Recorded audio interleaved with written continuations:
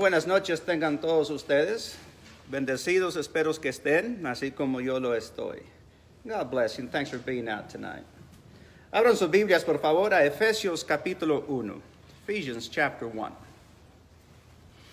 Efesios capítulo 1, versículo 4. Dice la Escritura, el apóstol Pablo, inspirado por Dios, porque Dios nos escogió en Cristo antes de la fundación del mundo, para que fuéramos santos y sin mancha delante de Él en amor. Qué cosa tan bonita, cosa tan preciosa, de que la misma Escritura nos diga de que desde antes de la fundación del mundo, Dios, en su amor infinito, en su amor tan precioso para su creación, en esa mente tan infinita y tan eterna, estableció un plan para redimir a su creación, para salvar a la creación que decidió por su libre albedrío separarse y alejarse de Dios. Y decidió salvar a esa creación por medio de la iglesia. Y noten otra vez en Efesios capítulo 1, en el versículo 4, dice, porque Dios nos escogió en Cristo antes de la fundación del mundo. Otra vez, hago hincapié e enfatizo lo precioso, lo bonito de lo que es Dios y lo bueno que es para con nosotros. Que aún antes de crear o antes de la fundación del mundo, Él haya creado un plan tan eterno para salvar a la creación. En la iglesia, es decir, vamos a establecer desde un principio con este texto de que no hay salvación fuera de la iglesia. No es que la iglesia salve, pero la salvación no está fuera de la iglesia. Leamos el texto una vez más. Porque Dios nos escogió en Cristo antes de la fundación del mundo, para que fuéramos santos y sin mancha delante de Él. Ahora, cuando hablamos aquí o leemos la palabra santos, necesitamos quitar de la mente la idea de que la palabra santo significa una persona perfecta, súper perfecta. Como la idea que nuestros amigos, los católicos, se les ha enseñado. De que para ser un santo hay que ser este tipo de persona que jamás ha pecado. No. Una persona santa es una persona que ha sido apartada para un trabajo especial. Y es toda persona que se rinda a la obediencia de la palabra de Dios. Son todos los cristianos. Entonces, en 2 de Timoteo capítulo 3, 2 Timothy, chapter 3, verse 16, dice la Escritura, toda Escritura es inspirada por Dios y útil para enseñar, para reprender, para corregir y para instruir en justicia. Noten lo bonito de la misma palabra. La misma inspiración nos dice que toda Escritura, la Biblia es compuesta de 66 libros. Desde Génesis hasta el libro de Apocalipsis. Que toda la palabra de Dios ha sido dada por medio del Espíritu Santo con el fin para enseñarnos, para reprendernos, para corregirnos y para instruirnos, noten, en toda justicia. Y lo que vamos a estudiar hoy, esta tarde, es toda la Escritura. No nos vamos a enfocar solamente en unos versículos en el Nuevo Testamento o solamente en unos versículos del Antiguo Testamento, pero vamos a enfocarnos en toda la Escritura desde el Antiguo al Nuevo. Porque si recuerdan que leímos ahí en Efesios capítulo 1, en el versículo 4, que desde antes de la fundación del mundo, ¿qué hizo Dios? Nos escogió, nos hizo santos, nos apartó para una buena obra, para salvarnos. Y es lo que quiero que nosotros nos enfoquemos para hablar de la iglesia profetizada desde el Antiguo Testamento. En Romanos capítulo 15, Romans 15, en el versículo 4, dice: porque todo lo que fue escrito en tiempos pasados para nuestra enseñanza se escribió. Todo lo que se escribió en el Antiguo Testamento se escribió para nuestra enseñanza. Cito este texto porque hay algunos de la mentalidad de que lo que está escrito o lo que se escribió en el Antiguo Testamento se escribió para una gente que ya no vive. Entonces ya es algo anticuado y no es necesario para nosotros hoy en día. Sin embargo, dice el apóstol Pablo, no es cierto. Lo que se escribió en los tiempos pasados es para nuestra propia enseñanza que nos lleva al entendimiento de lo nuevo. Para nuestra enseñanza se escribió a fin de que por medio de la paciencia y del consuelo de la Escritura tengamos esperanza, esperanza de algo mejor, esperanza de algo venidero. Entonces vamos a hablar de la eternidad o de la iglesia en la eternidad.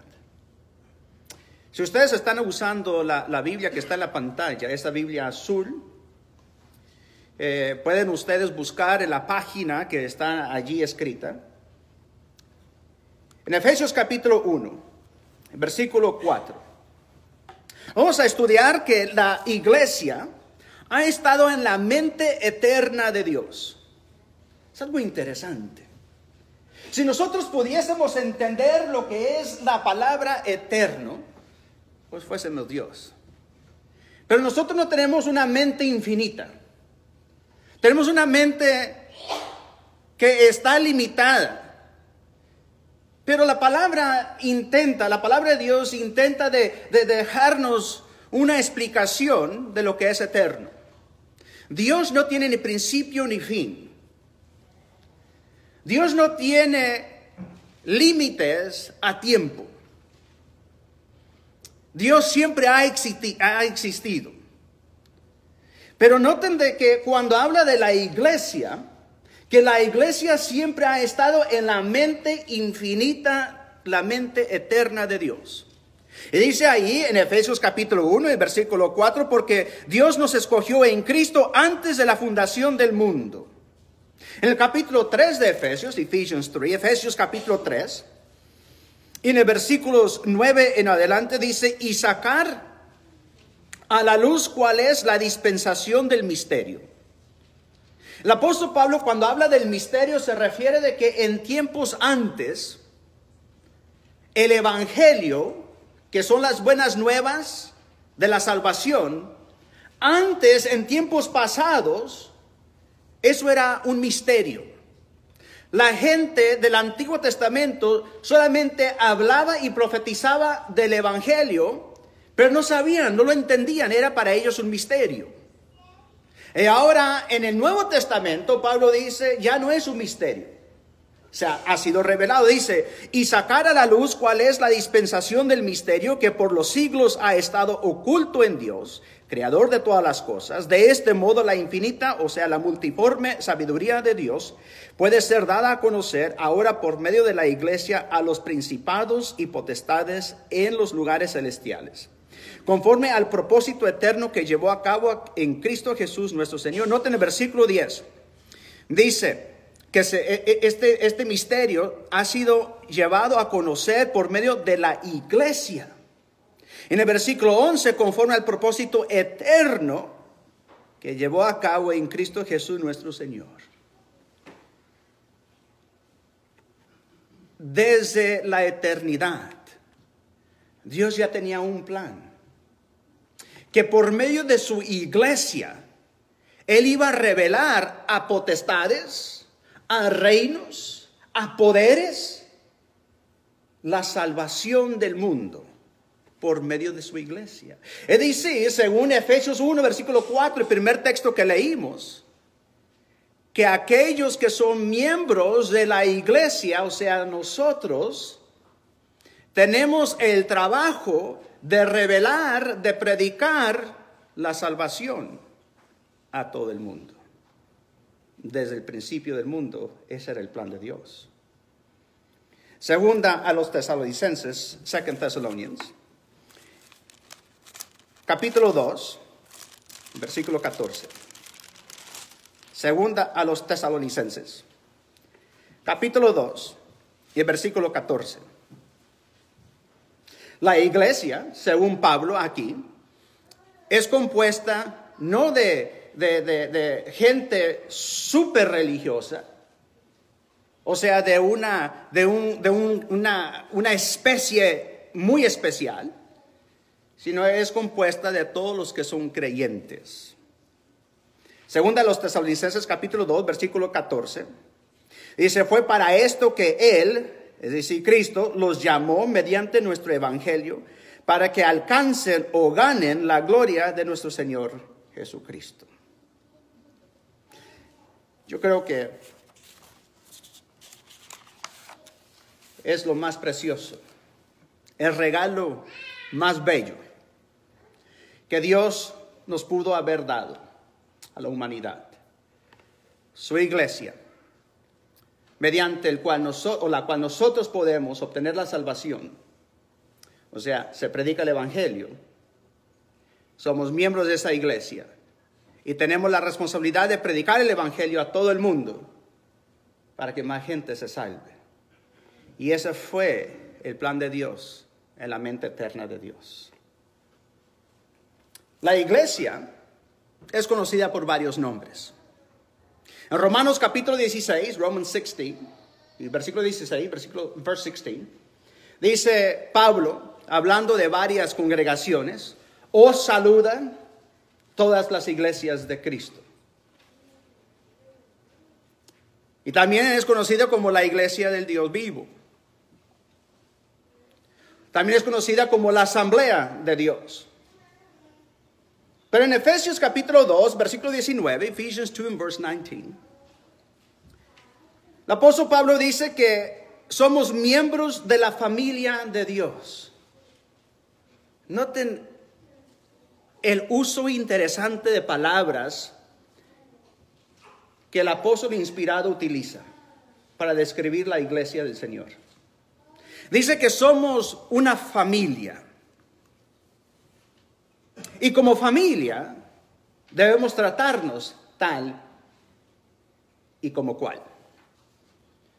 Amarnos, cuidarnos, protegernos, animarnos. Así como la Escritura se debe utilizar para reprendernos, para corregirnos, para instruirnos, la familia de Dios debemos cuidarnos, protegernos, corregirnos, instruirnos y animarnos. En 1 Timoteo capítulo 3, versículo 15, 1 Timothy 3 and verse 15, otra vez el apóstol dice que le escribe al joven predicador para que sepa cómo debe conducirse en la casa de Dios, que es la iglesia del Dios viviente. Y luego el apóstol Pedro, en 1 Pedro 4, 17, 1 Peter 4 and verse 17, dice que ya es hora o es tiempo que el juicio empiece por la casa de Dios. Entonces la iglesia es conocida como la familia de Dios, como la casa de Dios, como el conjunto en donde la familia de Dios se reúne. Ahora los llevo a un texto el cual creo que es de suma importancia en cuanto a la iglesia, en Mateo 16, Matthew 16. Vamos a invertir un poco de tiempo aquí. En Mateo 16, versículo 13. Los apóstoles estaban en un tiempo de aprendizaje. Realmente ellos no estaban en tierra sólida en cuanto a lo que ya sabían. Estaban aprendiendo. Si estuviéramos hablando en idioma de escuela, diríamos que estaban como en cuarto o quinto grado de aprendizaje. Estaban todavía verdes, rabo verde. La sandía no estaba lista para comerse todavía.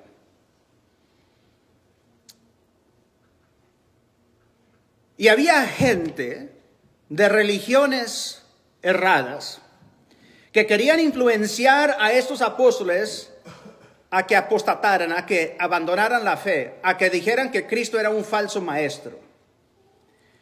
Y estos apóstatas, estos maestros de una religión muy rara,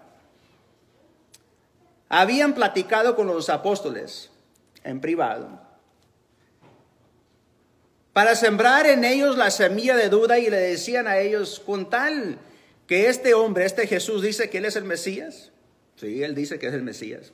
Está loco, no es el Mesías. ¿Será Juan el Bautista, será Elías o uno de los profetas? Pero ¿ser el Mesías? No es cierto. Y con tal hablar de esa manera, ellos esperaban que los apóstoles empezaran a dudar. O sea, estaban sembrando la cizaña, o como Cristo le llamó la levadura. Entonces Jesús, apartando a sus discípulos, les hace la pregunta: ¿quién dicen los hombres? ¿Quién es el Hijo? Y ellos dicen, pues algunos dicen que eres Juan el Bautista o Elías, uno de los profetas. Dicen, no, pero ¿quién dicen ustedes? ¿Quién soy yo? Y es donde empezamos a leer en el versículo 13, Matthew 16, verse 13. Cuando Jesús llegó a la región de Cesarea de Filipo, preguntó a sus discípulos, ¿quién dicen los hombres que es el Hijo del Hombre? Ellos respondieron, unos Juan el Bautista, otros Elías, pero otros Jeremías o alguno de los profetas. ¿Y ustedes quién dice que soy yo? Simón Pedro respondió y dijo, tú eres el Cristo, el Hijo del Dios viviente. Entonces Jesús le dijo, bienaventurado eres, Simón, hijo de Jonás, porque esto no te lo reveló carne ni sangre, sino mi Padre que está en los cielos. Yo también te digo que tú eres Pedro, y sobre esta roca edificaré mi iglesia. Noten ahí lo más importante de esta conversación. Pedro contestó, dijo, tú eres, en el versículo 16, tú eres el Cristo, el Hijo del Dios viviente. Una confesión tremenda. Y luego Cristo le dice, bienaventurado eres tú, porque lo que tú has contestado es la verdad. Ni carne ni hueso te lo reveló, sino mi Padre que está en los cielos. Y sobre lo que tú has dicho, sobre esa confesión, que yo soy el Hijo del Dios viviente, voy a edificar la iglesia de los mormones. ¿Leyeron eso ahí? Digan amén si leyeron eso. Sobre esa confesión de que yo soy el Hijo del Dios viviente, voy a edificar la iglesia católica. Digan amén si leyeron eso. No dice eso, ¿verdad? Dice, sobre esa confesión de que yo soy el Hijo del Dios viviente, voy a edificar mi iglesia, ¿cierto? Y es Cristo quien está hablando. Entonces Cristo está diciendo, voy a edificar la iglesia que pertenece a ¿quién? De quien está hablando. La iglesia que pertenece del Hijo de Dios. La iglesia de Cristo. Entonces lean otra vez conmigo en el versículo 18. Yo también te digo que tú eres Pedro, y sobre esta roca edificaré mi iglesia, y las puertas del Hades, o sea, las puertas de la muerte, no prevalecerán contra ella. Nadie ni nada podrá destruir mi iglesia. Y eso es muy importante, porque el punto siguiente que vamos a estudiar hace esta declaración también. Ni el diablo montado en su mejor caballo en su mejor día podrá destruir la iglesia que Cristo estableció. Sobre esta roca, sobre esta verdad de que yo soy el Hijo del Dios viviente, edificaré mi iglesia. Ahora vayamos al Antiguo Testamento. Let's go to the Old Testament for a bit. Salmos capítulo 2. Y si han notado lo que está en la pantalla, todas las profecías de la iglesia son Salmos 2, Isaías 2, Daniel 2, Joel 2, y el cumplimiento está en Hechos 2. Now, if you've noticed on the screen, these prophecies about the church are Psalms 2, Isaiah 2, Daniel 2, Joel 2, and the fulfillment is in Acts 2. ¿Coincidencia? ¿Coincidence? ¿O el Espíritu Santo? Puede ser coincidencia, pero yo no creo. Leamos ahí en Salmos 2. Salmos 2, Psalm 2. En el Salmo 2, versículo 2. Está la gente, los reyes, tramando una idea tan tonta e ignorante, como que pueden ellos derrocar a Jehová que está sentado sobre su trono. Y dice ahí en el versículo 2, Salmo 2, versículo 2, el que se sienta como rey en los cielos se ríe, se burla. El Señor se burla de ellos y luego les hablará en su risa y en su furor los aterrará diciendo, pero yo mismo he consagrado a mi rey sobre Sión, mi santo monte. Ciertamente anunciaré el decreto del Señor que me dijo, mi hijo eres tú, y yo te he engendrado hoy. Pídame y te daré las naciones como herencia tuya y como posesión tuya los confines de la tierra. Aquí está una profecía mesiánica, o sea, una profecía hablando del Mesías, de Cristo. Hablando de que el Cristo va a ser puesto como rey en Sión. Y Sión viene siendo Jerusalén. Y aquí la gente, estos reyes, esta gente en el mundo con sus poderes, tramando, buscando la manera de cómo derrocar al que se sienta como rey en su trono. Y noten que yo sé que está hablando de Jesús, usted también sabe que está hablando del Mesías, porque dice en el versículo 6, pero yo mismo he consagrado a mi rey sobre Sión, mi santo monte, y ciertamente anunciaré el decreto del Señor que me dijo, mi hijo eres tú. Yo te he engendrado hoy. No hay otro al cual se puede referir, aparte del Mesías, el Hijo de Dios. Entonces aquí está vislumbrando, aquí está una chispa de esperanza para Israel, para los judíos, que estaban sufriendo, que estaban en búsqueda, que estaban con la esperanza de que viniera un Salvador, alguien que los rescatara. Y aquí la profecía dice, en Sión voy a sentar a mi hijo. Isaías capítulo 2, Isaiah 2.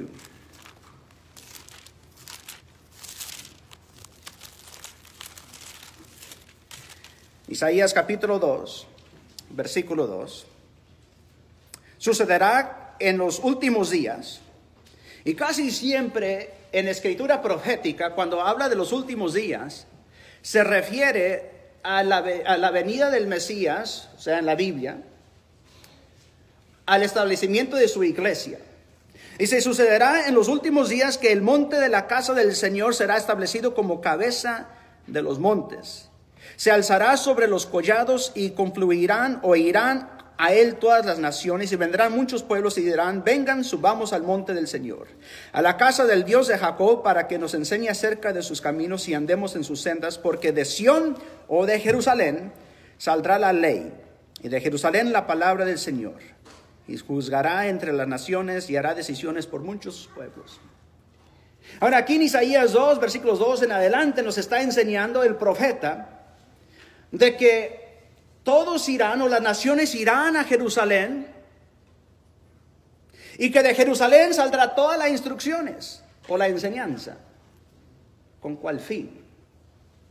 Porque ahí estará el Mesías establecido en ese monte. Ahora, este es como un rompecabezas. Tenemos que juntar Salmos 2, Isaías 2, y colocarlo con Daniel 2, para que haga todo esto sentido. Daniel chapter 2. Daniel 2. En Daniel 2, el rey Nabucodonosor, el rey de Babilonia,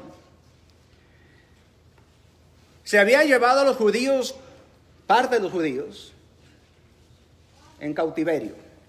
Daniel era uno de los judíos que se había ido en cautiverio. Otros judíos habían ido a Egipto y otros estaban esparcidos. El rey Nabucodonosor había tenido un sueño, una pesadilla más bien. Y esta pesadilla era una estatua grandísima,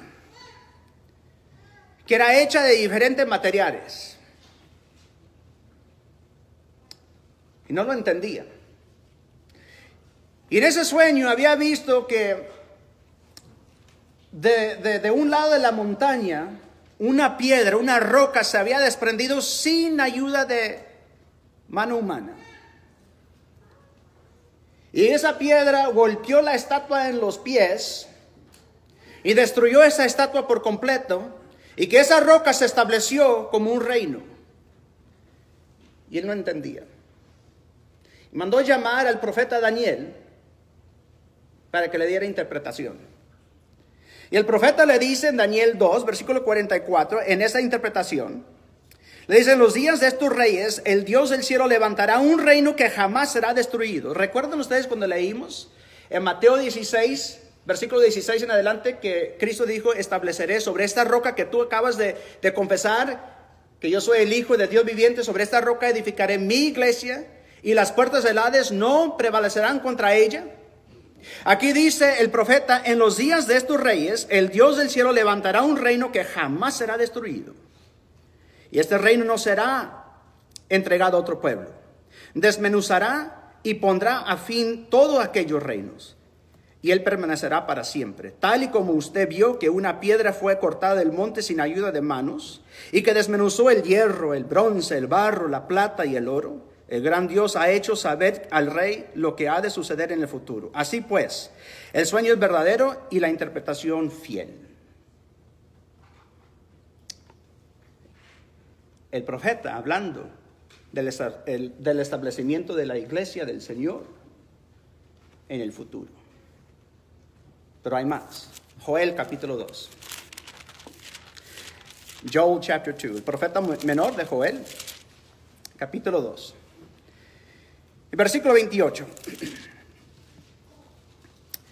En todos estos profetas que hemos estado leyendo, todas estas profecías, el pueblo de Dios había desobedecido a Dios y estaban sufriendo.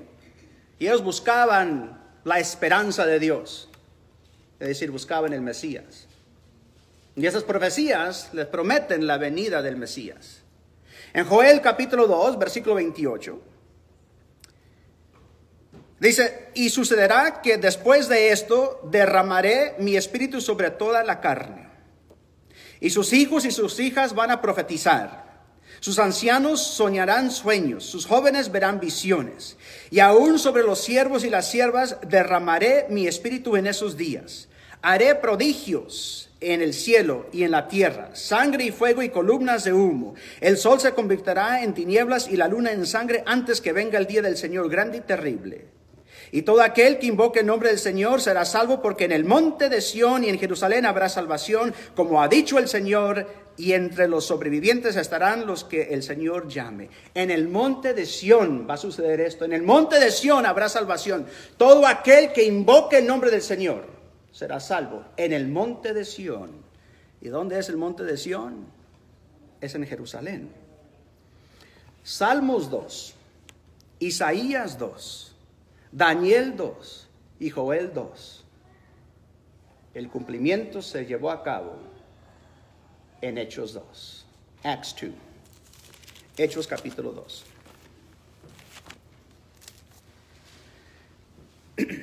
Cristo ya había sido crucificado, ya había resucitado, y por unos 40 días después de su resurrección estaba él ya para ascender al cielo. Se vio con sus apóstoles, les dio algunas instrucciones finales, y una de esas instrucciones fue: quédense en Jerusalén, quédense en Sión, hasta que reciban el poder desde el alto. O sea, hasta que el Espíritu Santo les venga desde el alto. Y Él los guiará en toda la verdad y les dará instrucciones. Entonces, noten lo que sucede aquí en Hechos capítulo 2.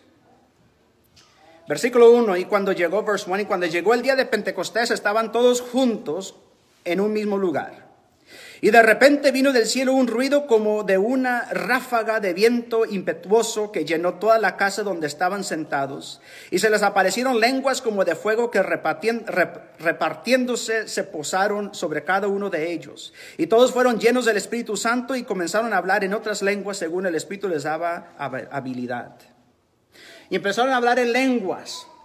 Y todos los que estaban presentes entendieron en su propio idioma lo que ellos estaban hablando, según el Espíritu Santo les daba lo que ellos debían hablar. Y noten lo que dice en el versículo 17. Porque algunas personas se burlaban de ellos y decían: esta gente está borracha. El versículo 14. Entonces Pedro, poniéndose en pie con los 11 apóstoles, alzó la voz y les aclaró y les dijo: hombres de Judea y todos los que viven en Jerusalén, sean esto de su conocimiento y presten atención a mis palabras, porque estos no están borrachos. Verse 15. No están borrachos como ustedes suponen, que apenas las 9 de la mañana. Sino que esto es lo que ustedes están viendo aquí. Esto es lo que fue dicho por medio del profeta, ¿quién? Profeta Joel, en Joel 2. Y sucederá que en los últimos días, dice Dios, que derramaré de mi espíritu sobre toda carne, y sus hijos y sus hijas profetizarán, y sus jóvenes verán visiones, y sus ancianos soñarán sueños. Y aún sobre mis siervos y sobre mis siervas derramaré de mi espíritu en esos días, y profetizarán, y mostraré prodigios arriba en el cielo y señales abajo de la tierra, sangre, fuego y columna de humo. El sol se convertirá en tinieblas y la luna en sangre antes que venga el día grande y glorioso del Señor. Y sucederá que todo aquel que invoque el nombre del Señor será salvo. El cumplimiento de todas esas profecías. Ahora, ¿cuál es o qué es lo que estaba profetizando? El establecimiento de la iglesia del Señor, que desde la eternidad, desde antes de la fundación del mundo, estaba en la mente de Dios. ¿Con cuál fin? Para ofrecernos salvación a todos que invoquemos el nombre del Señor Jesucristo. Noten conmigo finalmente Hechos capítulo 2. Vamos a regresarnos a Mateo 16. Let's go back to Matthew 16. Mateo 16. Cuando Pedro hizo aquella confesión, de versículo 18, yo también te digo, verse 18, yo también te digo que tú eres Pedro, y sobre esta roca edificaré mi iglesia, y las puertas del Hades no prevalecerán contra ella.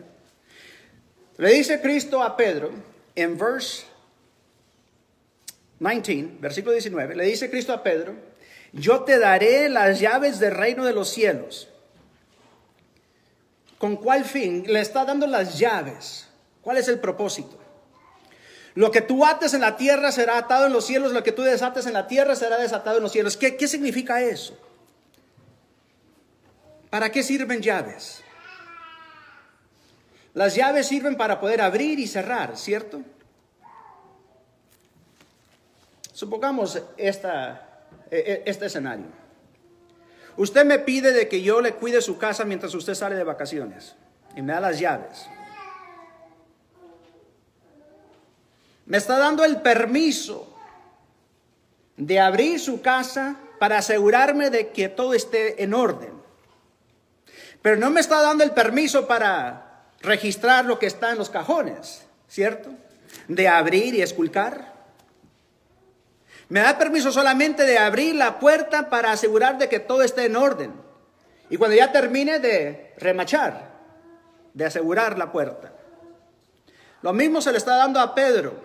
Las llaves para abrir la puerta al reino de los cielos.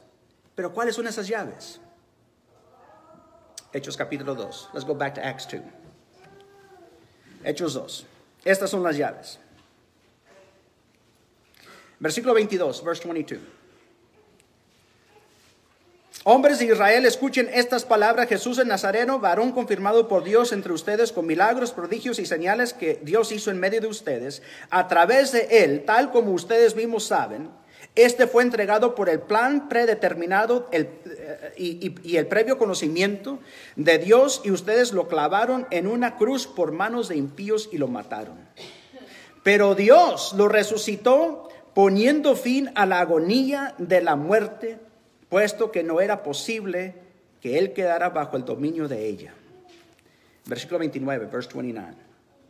Hermanos, del patriarca David les puedo decir con franqueza que murió y fue sepultado, y su sepulcro está entre nosotros hasta el día de hoy.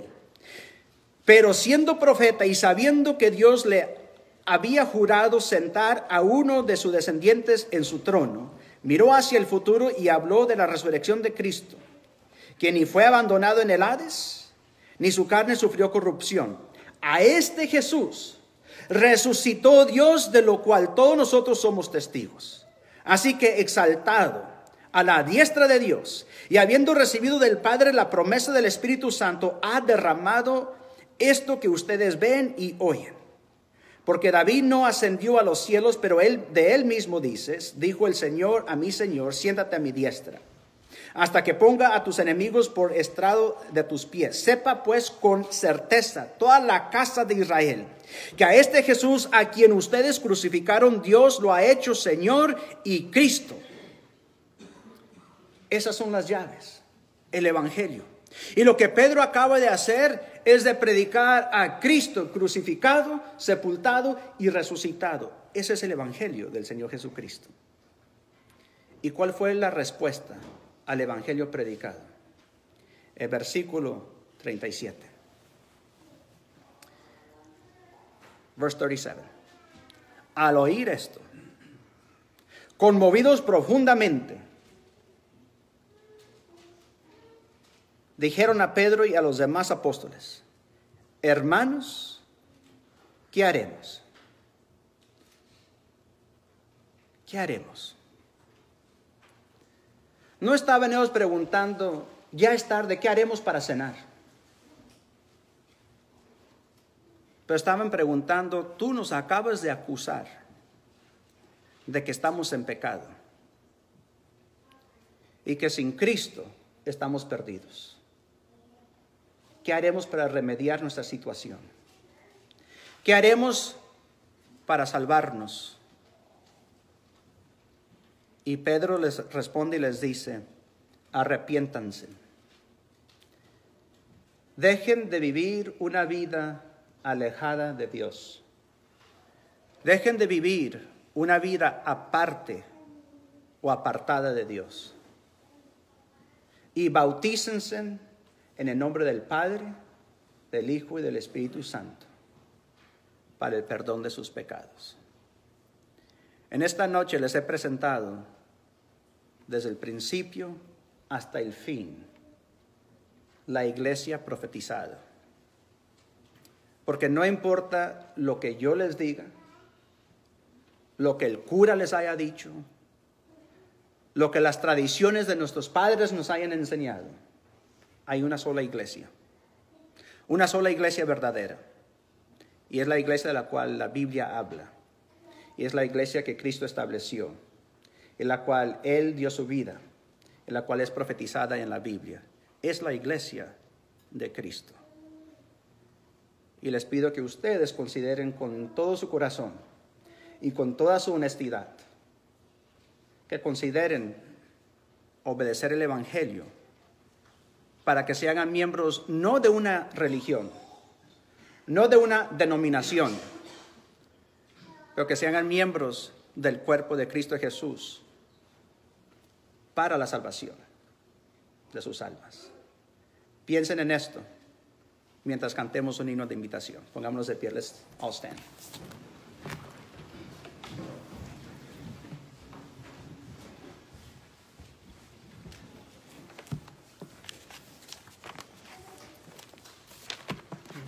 Dice